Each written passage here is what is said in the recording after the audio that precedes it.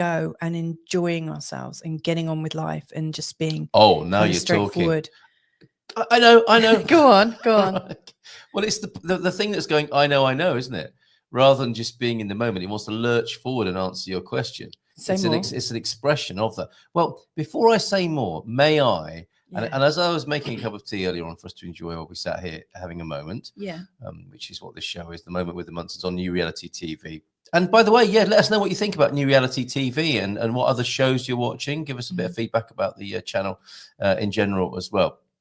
I've a lot of this for me was about having a little bit of a pause. And there's a real paradox, isn't there, in the inquiry after peace and fulfillment and joy, and how that can make you very active and inquisitive and almost stressed in the pursuit. This is the great paradox, isn't it, of the spiritual path.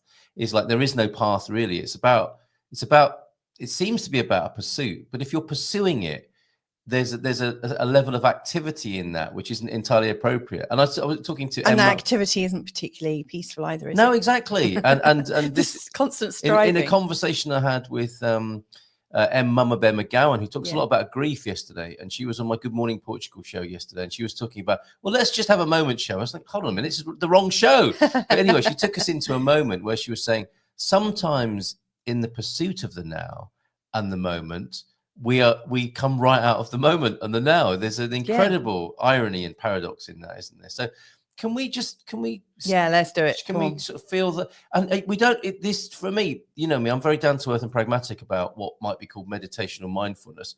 We don't need to, do a big breath, do a long breath, stick your tongue out and, do things. It's more about, I suppose, essentially about relaxing oneself. Hey, Tito, up early again in Texas, I think, maybe. Anyway, nice to see you. Thank you for being here. But it's more about opening up the awareness and stopping first and foremost. Not necessarily the trappings, and they're called trappings for a reason, aren't they? It's not about the posture. It's not about the ritual. It's about now. I've got my hands on a warm cup, so I can just allow my awareness to be. Why are you laughing? As it tips into my lap. Oh, okay. It just sounds like you being slightly... smutty. My hands on a warm cup. It just sounds slightly rude. Well, there's a great example of how the mind keeps coming in, doesn't it? Carl's talking about mindfulness and being in the senses and being in the moment. And I'm looking for. And you've riffed away using the mind's associative powers. Yeah. And there's nothing wrong with that, but it just goes to show you what you're dealing with. And I'm the same. If you'd said that, I'd have probably been thinking, exactly. We're childish. And when is she going to say Uranus next? And this is what happens. This is what happens. And we have this constant option, don't we, to okay, I see that. I see how my mind wants to do that. And I'm not going to go there right now. I'm not going to turn connecting with the moment into a hobby and a pursuit and a battle even, or a frustration. I'm just going to be aware of whatever's going on in this moment right now. And that's, in many ways, to me, that's what this show is. It's an opportunity to do that, is to come as much as you possibly can in the way that you know how, and in the way that a lot of our guests teach us and show us and demonstrate to us, to see how much you can be present as an invitation, as an opportunity. And that's quite a rare thing, I think, in our world. Yeah, I have to say. And I'm doing it now. I got quite a release from Monday's show when we were talking to Sadhu Dar. And I was like, some old stuff came up for sure. And I was, you might have seen, I was sort of like crying. And then once we ended the live stream, that was it. I was in like floods of tears again, and I ended up going for a lovely walk. That's really what I wanted to do the most, and we're really lucky that we live so close to the Atlantic Ocean. So I walked down to the ocean, took my socks off, sat down. It was pretty cold, and I ended up laying down. So I was like watching, the ocean for quite a while. But what I really got the sense of, and there's lots of people that might talk about the science of grounding. But I got really the sense of like Mother Earth, and I think of the water as mother, like the etymology of la mer, and and la bord de la mère, like the idea, you know, like mère is like mum. You're speaking to me like a French girl. And I'll draw you after the show. Like we've got lots of Marias and Maries here in Portugal where we live. Yes. In fact, this whole coastline is full of, you know, even in Marie Claude, you know, for instance, in France. Yes. Of course, you know, like France, Spain, and Portugal all have a bit of skin in the game on the Atlantic Ocean, don't they? They all have that sort of edge.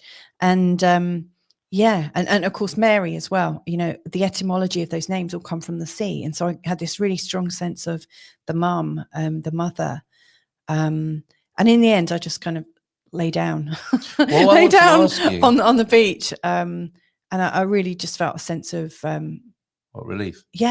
Real relief. Give it up. Now you mentioned old stuff came up. Now that's it was old stuff to do with motherhood as well. Well, that's interesting. Now that's an interesting, to me anyway. It's not a trope, is it? But a phrase in the work of transformation and healing. Old stuff coming up. What do you mean by that? How is that for you? Okay. Tell us more about that process. Well, I think, and I don't think I'm alone with this. I think a lot of, and I observe this in a lot of people, and also in plants, because I love plants so much. You know, what I observe is that when things are young and youthful, they move around a lot, and they're bouncy and flexible and so on and so forth. And as we get older and plants get older, they solidify, they kind of get calcified, they dry up, and they're rigid.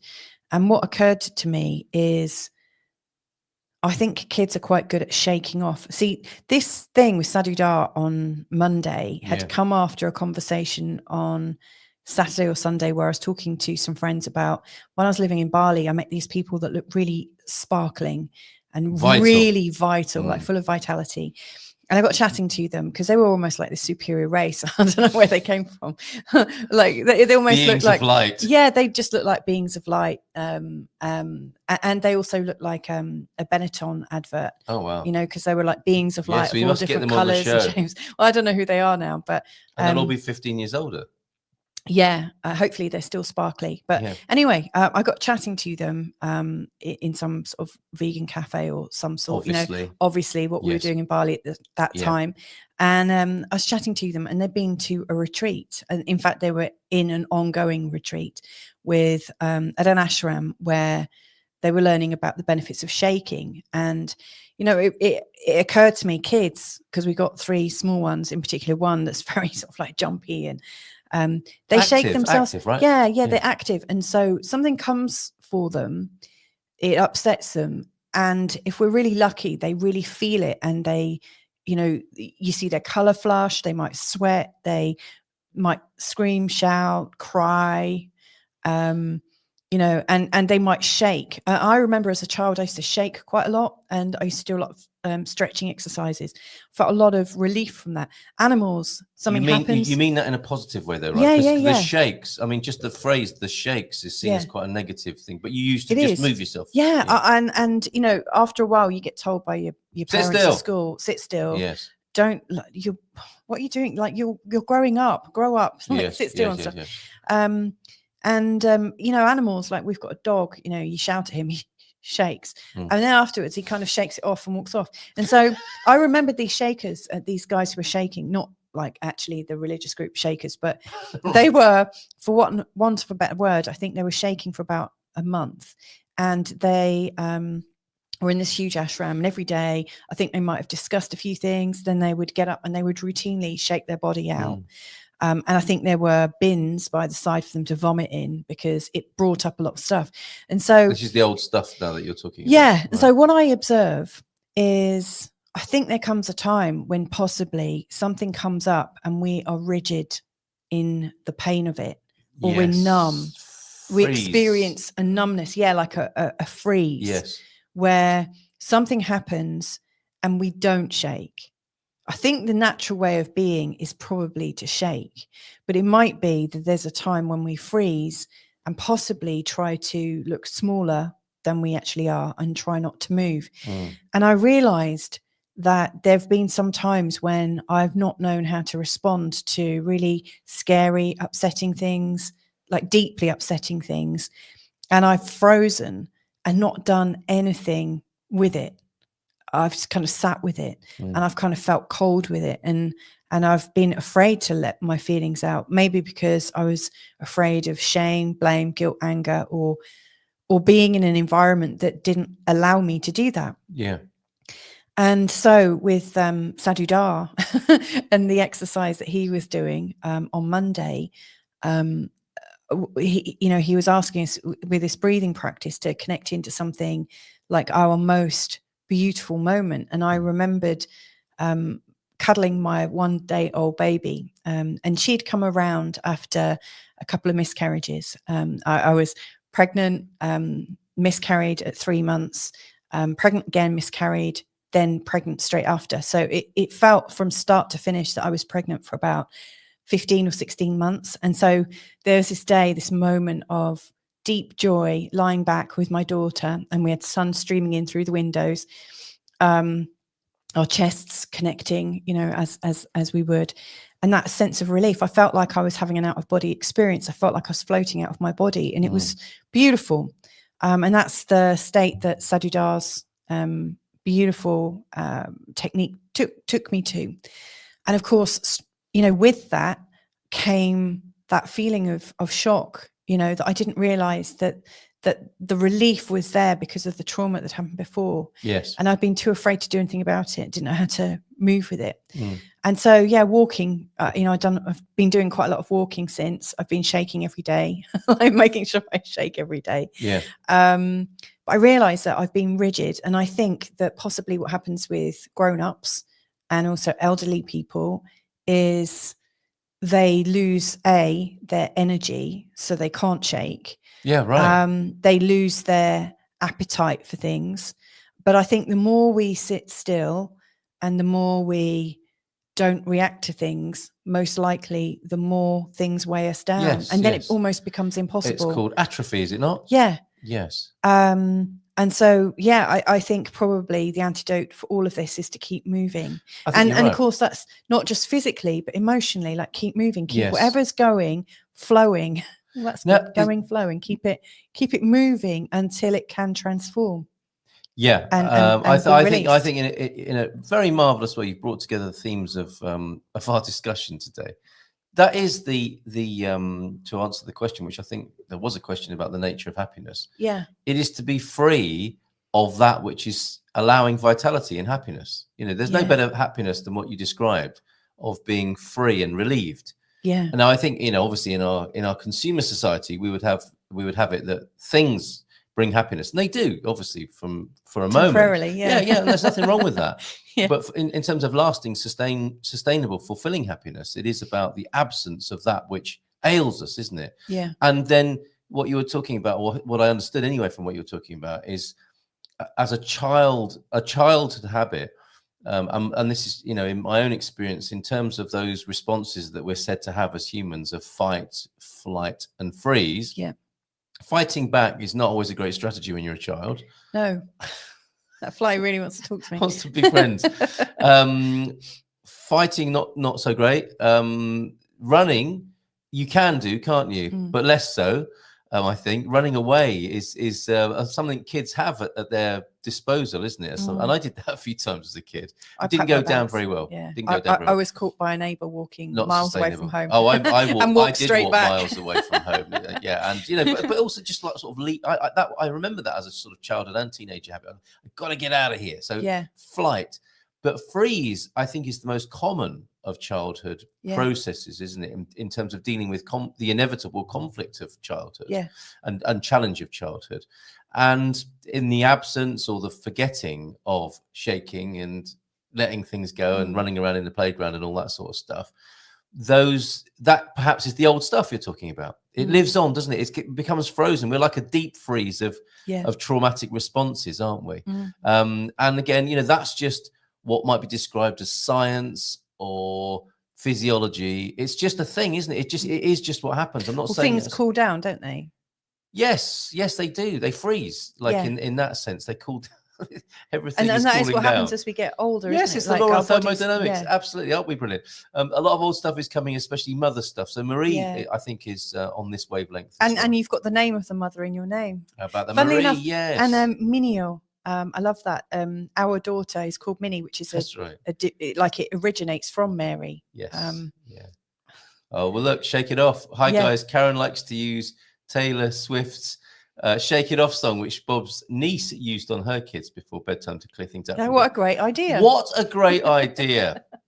Yeah. Yes. However you feel about Taylor Swift, from her musical canon there, Shaking It Off is a great idea, isn't it? And yes, we can go inside over and over again. And keep shaking, keep letting go of things. And I think it's really healthy to see it as an interactive and creative process, because it did occur to me in these last couple of days that the constant pursuit, again, like looking for the moment and looking for joy, is in its own way. We can see the futility and dysfunction of that. Yeah. Looking for pain, looking for old stuff, also has a kind of limit, doesn't it, or usefulness. And what we seem to be hearing from a lot of our guests, and a lot of what we're hearing and realizing ourselves, is cultivating a healthy awareness of it, such that it might be seen and released, seen and released, seen and released, rather like, where are you? I'm coming to get you, and I'll get you out of my body with some damn good shaking. You know what happens for me? I love what you said there, but what happens for me is I don't really release anything until I get bored of myself with it. Yeah. And once I get bored of myself with it, that's it. It's gone. It's done. Right. So sometimes I have to kind of amp it up a little bit, ramp it up, and until I get so sick of myself, and then it's like, okay, that's well. You made a good reference to done. the animal kingdom, and I think that is what happens in the animal kingdom, isn't it? Yeah. The shaking of animals is seen by natural historians. Did you want to share a publication here? Were you? Well, yeah. What occurred to me, I received this book yesterday. By Frida. Made, it's beautiful, isn't it? Yes. It looks absolutely lovely. Frida, if you're watching, thank you so much for this. So somebody who watches my Feel Good Astrology channel, we've been in communication, and you know, she's experienced a lot of grief. I won't share her story right now because she's going to come on the show. But this is her book about grief, and one of the things that I noticed about it, I'm not sure if the illustration is like roots, like family roots seen from the bottom up, but to me, it also looks like something is shattered. And an overlay of darkness. Yeah, like a shattering, sort of like breaking, but then beyond it are these lovely, the color beautiful and the light flowers. returning, and so, yeah, I haven't started reading it, although I do know some of Frida's story, and we've spoken before, but I realized that, you know, the rigidity of the black shape, it's almost like we have these shapes around us, or these forms, and they might be thought forms that we're creating around us, of pain, or you know, where things have just got solidified. Yes. Well, have you seen petrified roots of trees? No. They are the analogy almost of grief, solid grief. There is in Sheffield in the UK where I used to live, I remember in the Botanical Gardens, they had it's not an exhibit exactly, but you know, there were beautiful living trees and flowers, and then there was this petrified tree root, which must be prehistoric and solid. You know, it's like a stone. It's a fossilized tree, if you like, and that's a beautiful analogy for us, and leans into that cover there, doesn't it? Is that. And interesting, the word grief. I think grief now, like you know, embodiment, meditation, mindfulness, all of these words eventually ruin something that's beautiful, or they can do, because all the focus goes on the word and the judgment and the classification. And I think we are talking about grief, aren't we, in the broadest sense of like holding on to things that no longer serve us, whether they be ideas, meanings, unprocessed events, things not going the way we wanted them to. If that lives on, it will do something to us that might be less than healthy or advantageous. And it has to take, like we were saying yesterday, it has to take place in its own time as well, doesn't it? You can't just be free of it. But if you ignore it altogether, it will stay present perhaps in a less than helpful way in our lives. That's what I'm beginning to realize. Yeah, I wonder if we've got a TCM expert nearby. Right. Oh, Minnie's your nickname. That's lovely. Yeah. I have some beautiful petrified wood as well. So Deb knows what I'm talking about. I've got a crystal of petrified wood. Right. Okay. And I'm not sniggering about that. Okay. We don't need to do this. We don't need to look for anything to heal anymore than the energies on the planet are helping us to have whatever is ready to come up on its own. Yeah. Okay. Awareness is all that's required and allowing it. Thank you, Bob, for putting it so much more simply than I was trying to do there. And Bob, in terms of this question that's scrolling across the bottom of the screen, what are the signals to you that we are in a period of change and transformation and a new reality? For another show, because maybe look at Friday. the time. Maybe Friday. We'll continue this on Friday. Is that a symptom of the new reality, though, that you don't have to go looking for it? It's coming up for us to see and be present to and to transform, perhaps. I love that. Yeah, I'm going to check out, in the meantime, the element of wood in TCM. I have a feeling it's connected to the lungs, which is connected to grief. I thought it was metal. But anyway, I don't know. Let's find out. Let's find out what's connected to the lungs. The big challenge and wager of the day: is it wood or is it metal? It's probably neither. We might find out. I need to speak to a TCM expert as soon as possible. Traditional Chinese and maybe we could talk about quick mention of what you're doing tonight, because that could be useful. Yes, tonight I'm going to be doing an Ask Louisa. It's actually going to be the last one of this series. I don't know when my next series will start, but so if you have a question that you'd like me to have a look at, please do enter. You'll need to fill out that form within the next where are we? Within the next 6 hours to be very okay. Well, it doesn't take that long though, does it? No, it takes less than a minute. Right. It's not a bit of government paperwork. No, it doesn't need to be rubber stamped or anything. Oh, look at this. All right, anything else you want to say? What time are you on air? This is on New Reality TV, by the way. It's on newrealitytv.com. And you can also see it if you want to chat in the chat room on my on my YouTube channel, Feel Good Astrology. It's the full moon, so I'm imagining that full moony stuff's going to come up. So there you go. Final message, as Deb says, and thank you for joining us, Marie. Nice to see you here. I think for the first time. Yeah, it is coming up, Bob. Let's breathe it out. So maybe remember, take that into your day with you. Anything that comes tomorrow, up, breathe it out. We've got to go. Oh. Who have we got? We've got a medium on tomorrow.